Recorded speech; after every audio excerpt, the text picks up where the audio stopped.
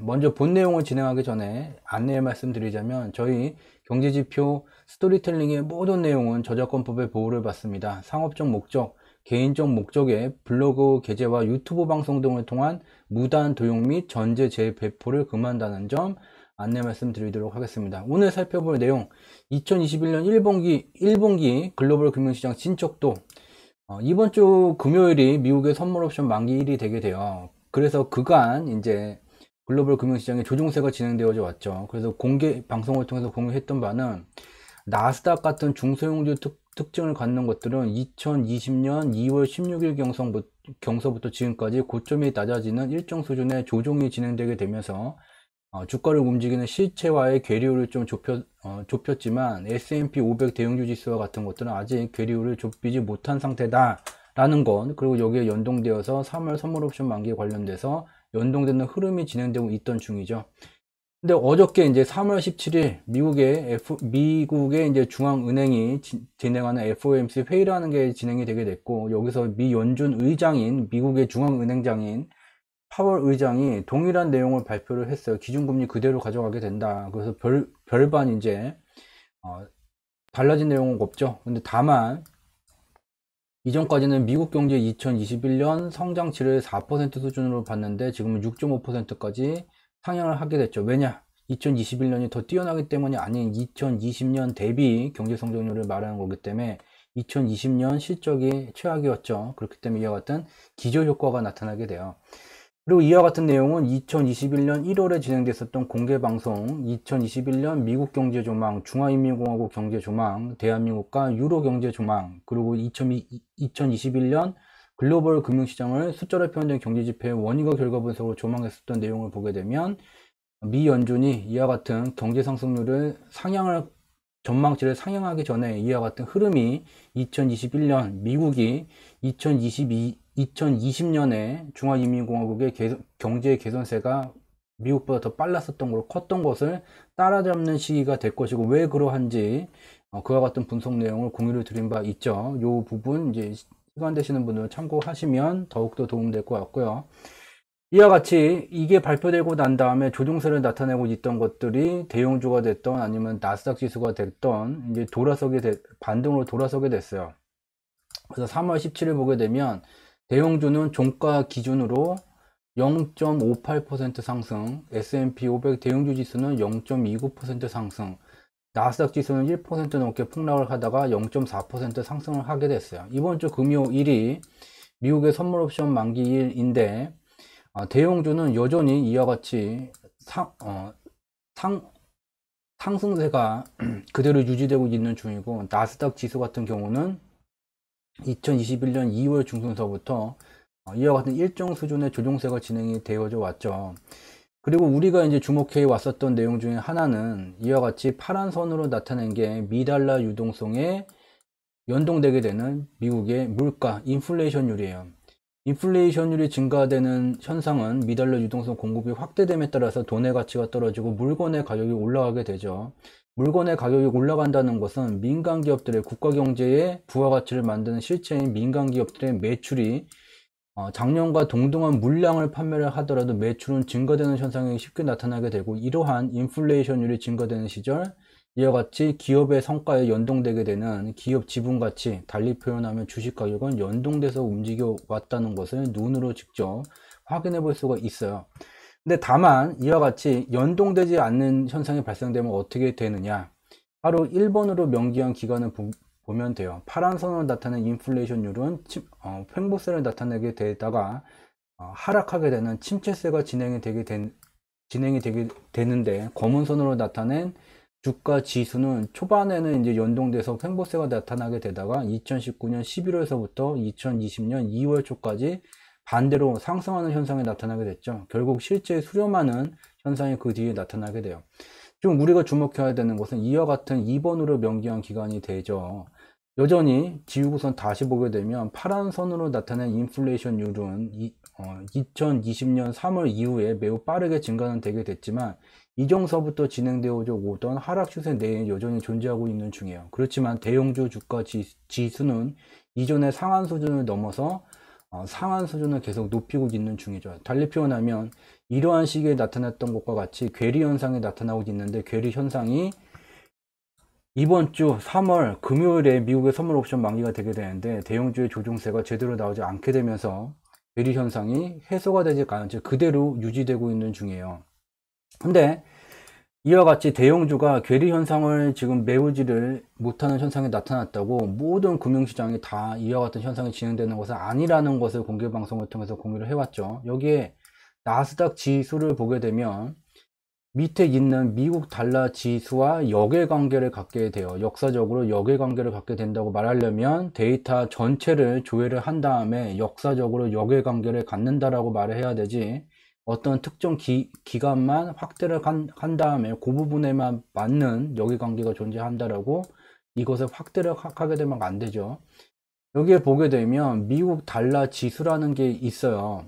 미국 달러의 유동성이 증가되게 되면 이전보다 시장에서 많은 미 달러를 찾아볼 수 있게 되고 미 달러 가치는 하락하게 돼요. 반대로 미 달러 유동성이 줄어들게 되면 이전보다 시장에서 미 달러를 찾아보기 어렵게 되게 되고 찾아보기 귀하게 되니까 미 달러 가치는 높아지게 돼요. 즉 미 달러 지수 자체가 이와 같이 하락하는 현상은 미 달러 유동성 공급이 확대되는 시기에 나타나게 되고, 미 달러 유동성 공급이 확대되게 된다면 물가가 연동돼서 올라가게 되고 앞에서 봤었던 인플레이션이 연동돼서 움직이게 되고, 그렇게 되면 주식 가격이 상승세, 이와 같이 반대의 흐름이 진행되게 돼요. 그래서 다 지우고 보게 되면, 어려운 내용 다 빼고 보게 되면 미국 달러 지수가 밑으로 내려가게 되면 나스닥 위로 가고, 횡보세가 나타나면 가치 횡보세, 그리고 미달러 지수가 밑으로 내려가게 되면 나스닥 지수를 포함한 주가 지수가 위로 가게 되고,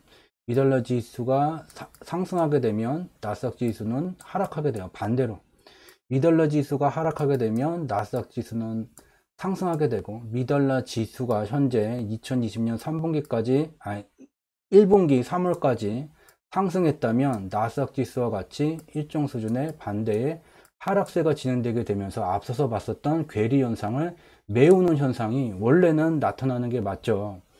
나스닥 지수는 이와 같은 흐름이 진행되고 있는 중이에요. 근데 지금 변동성의 가장 키를 만들게 되는 대형주는 미 달러 지수가 올라가는데 똑같이 올라가게 되는 정상적이지 않은 흐름이 진행되고 있죠.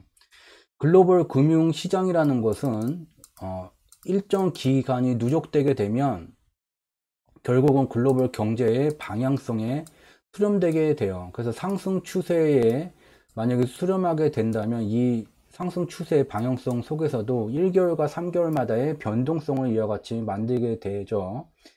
그래서 이와 같은 현상이 진행되고 있다는 것은 경제지표의 원인과 결과 분석이 위배되는 현상이 나타나고 있다는 것은, 이게 바로 지금 글로벌 금융시장의 변동성을 만들고 있는 거대 자금을 운영하는 투자 주체들이 이와 같은 괴리 현상을 계속해서 끌고 가고 있다는 의미가 되게 돼요.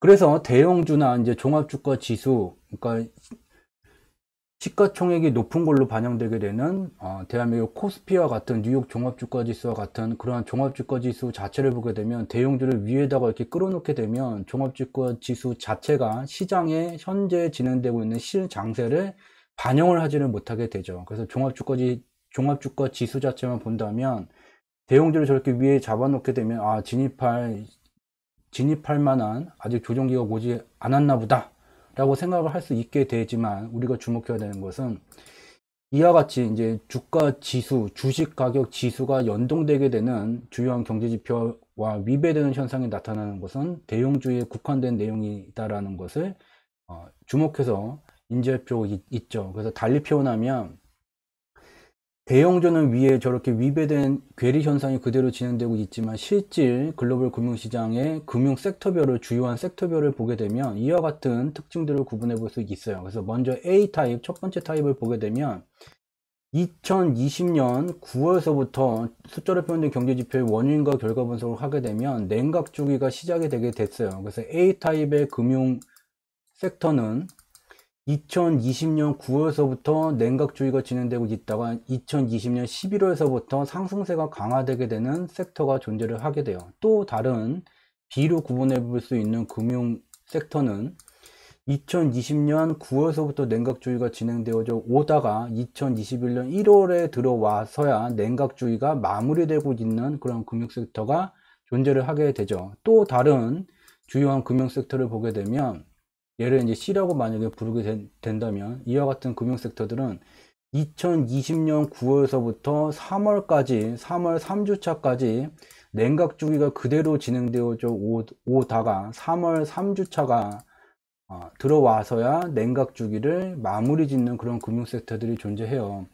이와 같이 대형주라는 것은 지금 주가를 움직이는 실체와의 괴리 현상을 그대로 유지하게 되면서 종합주가지수 자체가 조정이 거의 나타나지 않는 것과 같은 모습을 보이고는 있지만 실질적으로 금융 섹터 속으로 들어가 보게 되면 나스닥 지수와 같이 대부분의 금융 섹터들이 2020년 9월서부터 진행되어져 왔었던 냉각 주기를 충분한 조정을 받고 괴리를 메운 다음에 이제 냉각 주기 마무리 국면이 진행되고 마무리를 지었거나 마무리 국면에 와 있는 금융 섹터들이 대부분이라는 것을 알 수가 있죠. 즉 진입 기회를 수없이 많이 좋았어요. 기회를 많이 좋았고 그리고 그런 기회를 준 다음에 수익을 지금 나타내고 있는 금융 섹터들이 존재를 하죠.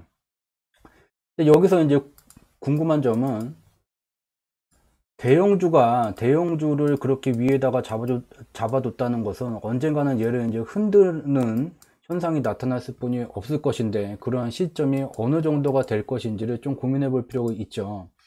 그래서 지난 이제 공개 방송들을 통해서 공유했었던 내용 중에 글로벌 경제 및 금융시장의 4계절이라는 그 내용이 들어간 공개 방송 내용이 있죠.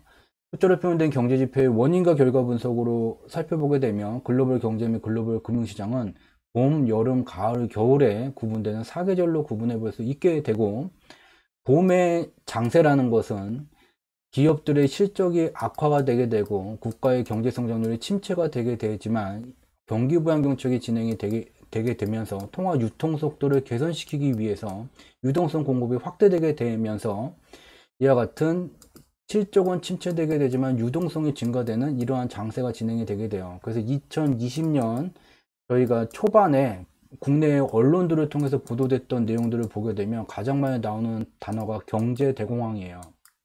이와 같다. 2020년 하반기에 가면 상업은행들이 붕괴되게 되면서 경제 대공황 수준을 넘어가게 되는 경제 파탄 현상이 나타날 것이라는 것을 서슴없이 아무런 증빙, 분석, 내용 없이 이와 같은 것들을 보도해 왔죠. 그렇지만 저희 경제지표 스토리텔링은 숫자로 표현된 경제지표의 원인과 결과 분석을 하게 되면 6월 공개방송 때부터 이제 공개적으로 공유를 했죠. 글로벌 금융시장은 이와 같은 봄, 여름, 가을, 겨울에 구분되는 장세로 구분될 수가 있게 되고 경제대공황 자꾸 말하는데 아니다. 경제대공황이 발생되는 겨울의 시기가 아닌 우리는 봄의 장세에 와 있다는 것을 지속해서 진척도 및 공개방송을 통해서 공유를 해왔죠. 보게 되면 봄의 장세, 유동성 장세가 진행되게 되면 실적이 악화됐음에도 불구하고 통화 유통 속도를 개선시키기 위한 유동성 공급 확대가 진행됨에 따라 글로벌 주식시장은 대세 1차 상승이 진행이 되게 돼요. 그 다음에 유동성 공급이 충분히 되게 되고 실적 개선세가 나타나게 되면 봄의 말엽서부터 기준금리를 높이게 돼요. 기준금리 높아지게 되면 당연히 연동돼서 인플레이션율이 높아지게 돼요. 언론들은 여전히 인플레이션율이 높아지게 된다. 기준금리가 상승하게 된다. 주식시장 폭락이다와 같은 황당한 얘기를 하고 있지만 경제지표의 원인과 결과 분석을 보게 되면 여름의 장세는 그런 특징을 갖는 것이 여름의 장세예요. 여름의 장세 속에서는 주식시장이 2차 대세 상승기, 상승 각도가 더 커지게 되는 2차 대세 상승기가 진행되어져 왔죠. 현재 글로벌 경제는 봄, 여름, 가을, 겨울 중에 봄의 장세 속에서 마렵에 와 있다는 것을 공개방송을 통해서 공유한 바 있죠. 유로화 대비 미달러 환율 지표를 통해서도 인과 분석을 한 내용들이 있죠. 그렇게 된다면 우리가 이제 주목해야 되는 것은 봄의 장세에서 여름의 장세로 진입하는 이 계절이 바뀌는 시절에는 늘 그래 왔듯이 일정 수준의 금융시장의 하방 변동성이 좀 격화되는 특징이 나타나게 돼요. 그래서 대형주의 이와 같은 괴리 현상을 해소하지 못한 채 계속 끌고 가게 된다면 여름의 장세에 진입할 수 있는 조건이 만들어져 가고 있는 중이고 여름의 장세에 진입하는 시기에 대형주의 조정폭이 더 괴리를 더 많이 메워야 되기 때문에 그 충격이 이 계절이 바뀌는 시절에 더 커질 수뿐이 없다는 것을 인지할 수가 있게 되죠. 그래서 여기까지가 오늘 준비한 내용이었고요. 또 추가적으로 갈 수 있는 것은 FOMC 회의, 여기서 이제 미 연준 파월 의장이 기준금리를 초저금리 현재와 같은 0% 수준을 2023년까지 그대로 유지하겠다고 말했지만, 이 말을 달리 표현하게 된다면 봄의 장세를 2023년까지 계속해서 끌고 가겠다는 말이 되게 되고, 현재 이미 우리는 봄의 말엽에서 여름 초기로 들어가게 되는 그 경제지표의 변화들이 나타나고 있는 중이죠. 이 말이 맞지 않는 얘기예요.